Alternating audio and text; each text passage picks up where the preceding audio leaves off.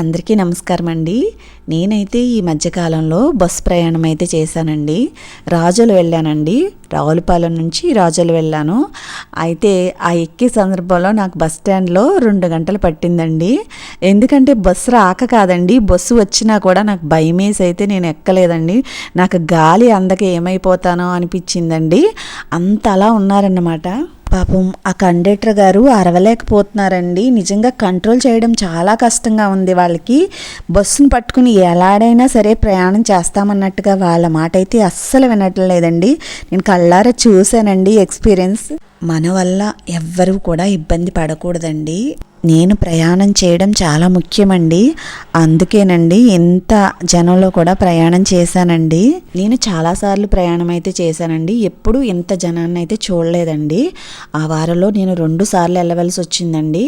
మనం ప్రయాణం చేయడానికైతే టికెట్ ఫ్రీయేనండి, కాదనడం లేదు.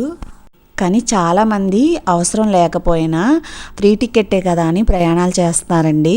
ఈ వీడియో చూసైతే మీరు కూడా అనుకోవచ్చండి, ఈవెన్ ఎవరైనా చేయొద్దన్నారా, చేసేవాళ్ళని ఎందుకు అంటుంది అని. కానీ చాలామంది పెద్దవాళ్ళు హెల్త్ బాగోక హాస్పిటల్కి వెళ్తారండి. వాళ్ళు నెట్టుకుని ఎలా ఎక్కగలరండి? అలాగే స్టూడెంట్స్, చదువుకునే పిల్లలకి ఎంత ఇబ్బంది అండి నిజంగా.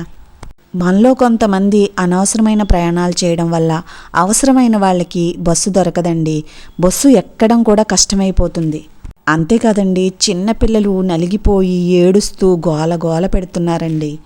మనం అనవసరమైన ప్రయాణాలు చేయడం వల్ల టైము వేస్టేనండి, ఎనర్జీ కూడా వేస్టే కదండి. ఒక్కసారి ఆలోచించండి. మరి ఆలోచిస్తారని అనుకుంటున్నానండి. మరి